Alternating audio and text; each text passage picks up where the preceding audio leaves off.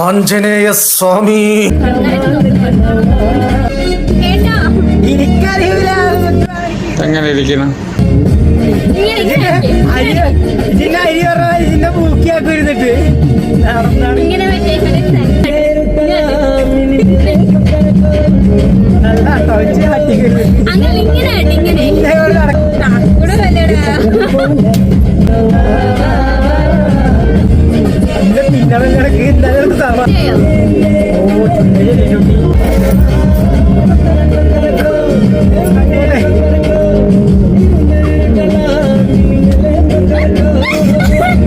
ഞാൻ പോണേണ്. വെറുതെ എന്തിനാണ് ഒരുപാട് എക്സ്പ്രഷൻ ഇട്ട് ചാവണത്.